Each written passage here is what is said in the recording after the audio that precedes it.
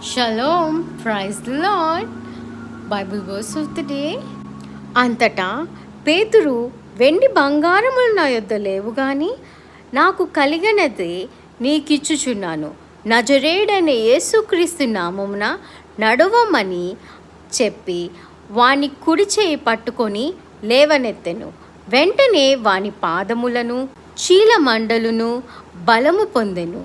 వాడి దిగ్గున లేచి నిలచి నడిచెను.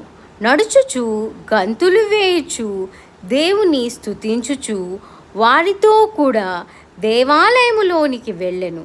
అపోస్తుల కార్యములు 3వ అధ్యాయము 6, 7, 8 వచనములు. అవకాశం ఇచ్చిన దేవునికి స్తోత్రం. ఆమెన్.